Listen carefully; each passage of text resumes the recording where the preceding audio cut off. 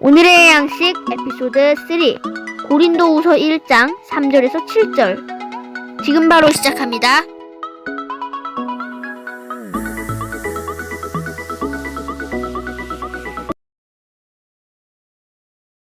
찬송하리로다. 그는 우리 주 예수 그리스도의 하나님이시요 자비의 아버지시요 모든 위로의 하나님이시며 우리의 모든 환난 중에서 우리를 위로하사 우리로 하여금 하나님께 받는 위로로서 모든 환난 중에 있는 자들을 능히 위로하게 하시는 이시로다. 그리스도의 고난이 우리에게 넘친 것 같이 우리가 받는 위로도 그리스도로 말미암아 넘치는도다. 우리가 환난 당하는 것도 너희가 위로와 구원을 받게 하려 하는 것이요 우리가 위로를 받는 것도 너희가 위로를 받게 하려는 것이니 이 위로가 너희 속에 역사하여 우리가 받는 것 같은 고난을 너희도 견디게 하느니라. 너희를 향한 우리의 소망이 견고함은 너희가 고난에 참여하는 자가 된 것 같이 위로에도 그럴 줄 아민이니라. 아멘. 고난과 위로는 동의어요 같은 말입니다. 고난이 오면 위로는 언제나 함께 따라오는 병행어입니다. 그러므로 그리스도 안에서 받는 고난은 그 결말이 고독으로 험으로 끝나지 않습니다. 고난이 넘치면 넘칠수록 그의 버금가는 위로도 넘치기 때문에 고난은 이미 고난이 아닐 수도 있습니다. 언어적 유의가 아닙니다. 공허한 수사학적 말장난도 더욱 아닙니다. 이건 실제요. 주님만이 주실 수 있는 확실한 은혜입니다. 하나님은 위로의 하나님이십니다. 환난 가운데 우리를 위로하실 뿐만 아니라 우리는 하나님께 받는 위로로서 능히 받는 모든 고난의 강도를 견뎌낼 수 있습니다. 고난이 오면 위로도 함께 동반되는 서로 따로 떼거나 분리될 수 없는 일종의 합성어입니다. 고난의 어근과 위로의 어근은 하나입니다. 분명 상반된 다른 언어인데 둘의 어근과 어근이 결합하여 하나의 뜻, 믿음의 소망된 승리를 주시니 고난과 위로는 합친말, 합성어가 맞습니다. 그러면 고난은 생략하고 위로만 주시면 어떨까 하는 엉뚱한 생각이 들기도 합니다. 고난을 당해본 사람들은 이 말의 의미가 무엇인지 잘 알 것입니다. 그만큼 고난은 반갑지 않습니다. 오죽하면 욥이 긴 침묵을 깨뜨리고 입을 열어 자기가 태어난 날을 저주하며 내가 태어난 날이여 저주를 받아라. 내가 임신이 되었던 그 밤도 저주를 받아라. 그날이여 영원히 자취를 감추어 버리고 하나님의 기억에서 사라져 버려라. 빛이여 다시는 그 위에 비치지 말아다오. 흑암아 사망의 그늘아 그 날을 너희 것이라 주장하여라. 구름아 그 위를 덮어 빛이 비치지 않게 하여라 라고 부르짖었을까요? 인간으로서 참으로 견뎌내기 힘든 고통을 당한 욥의 이 고백을 믿음이 없다고 함부로 평가해서는 안 될 것입니다. 엘리바스, 빌닷, 소발, 엘리후는 고난을 단편적으로 바라보는 신앙적 오류를 범하고 말았습니다. 그들이 볼 수 없었던 것은 고난, 고통을 허용하신 하나님의 깊은 뜻입니다. 그래서 저는 욥기를 읽을 때 1장부터 읽지 않습니다.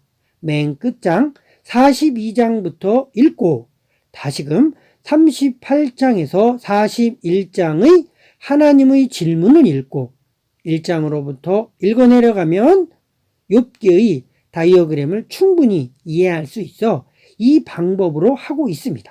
여러분도 이렇게 해보세요. 그러면 고난에 대해 평소 가졌던 왜라는 질문에 대해 통찰력을 얻게 될 것입니다. 그만큼 고난은 분명 피하고 싶은 주제임에 틀림이 없습니다. 그러나 고난의 표상이신 예수님을 바라보면 답을 얻게 됩니다. 예수님은 일생 많은 고난을 겪으셨습니다. 고난을 받으실 이유가 없으신 하나님의 아들이셨지만 고난을 넘치도록 받으셨습니다. 이는 주님께서 받으시는 고난에 우리가 얻을 구원의 복이 함께 담겨져 있기에 주님은 모진 고난을 달게 당하신 것입니다. 이 은혜가 내게도 충분히 유효합니다. 고난이 올 때 원망, 불평으로 도망갈 필요가 없습니다. 이는 고난 그 자체의 무게보다 고난 가운데 하나님이 주시는 위로의 풍성함이 더 크고 고난 후에 받을 열매의 달콤함을 생각한다면 고난은 분명 피하고 싶은 주제이지만 피할 이유가 없고 쓰지만 달기의 고난이 역설 중에 역설이라는 사실입니다. 고난의 크기보다 주님이 주시는 위로의 강도가 능히 고난의 고단함을 삼켜버린다면 어찌 보면 고난은 고난이 아닐 수도 있다는 조심스러운 생각을 해봅니다.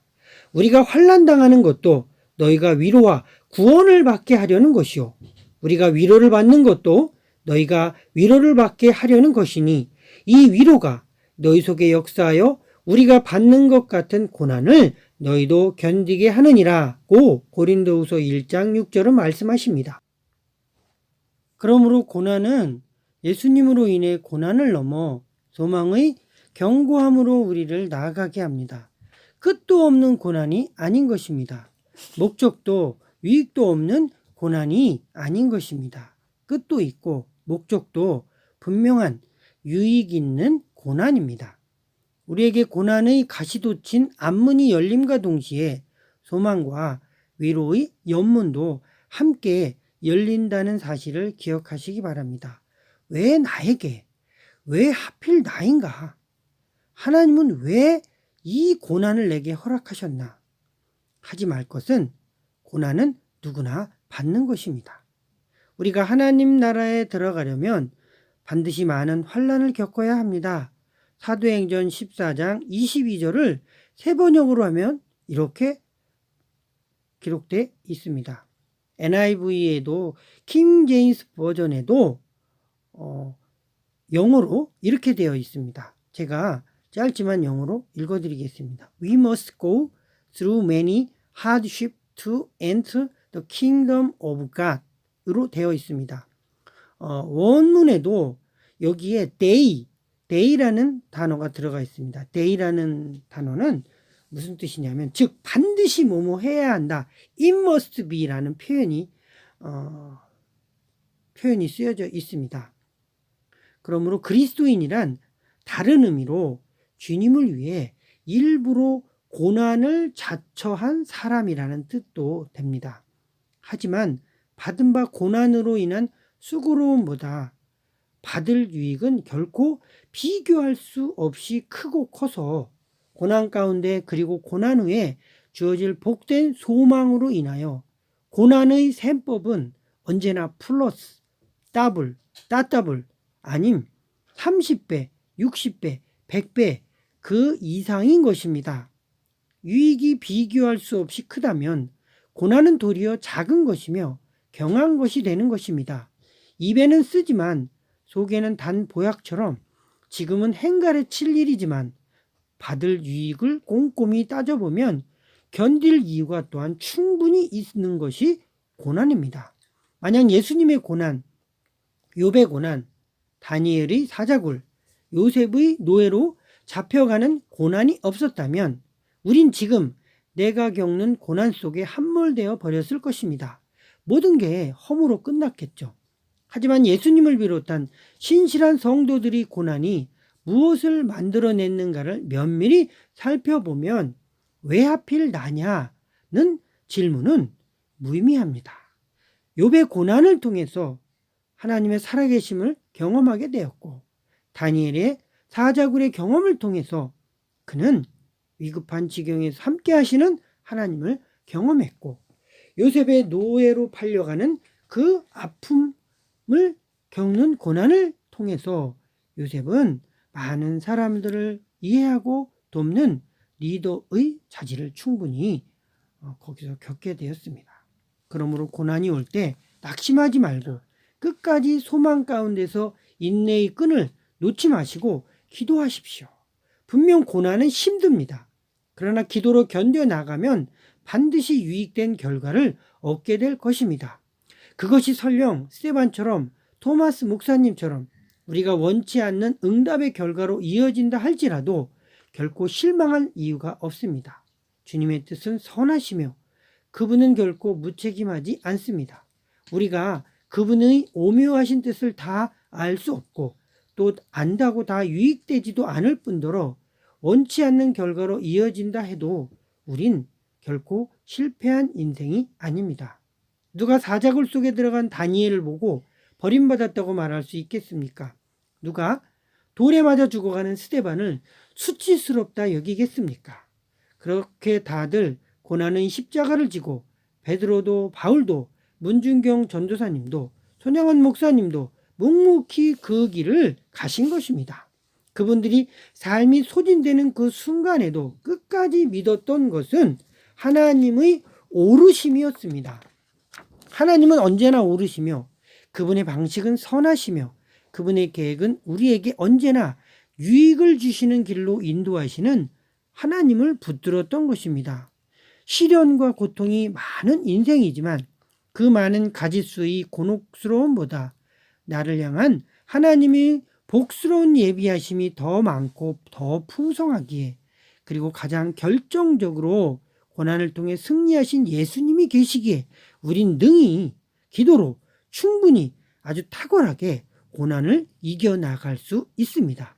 쓰러져도 다시 일어나고 넘어져도 다시 서서 고난과 싸워나갈 수 있는 충분한 이유가 바로 우리의 구주 되시는 예수 그리스도께 있습니다.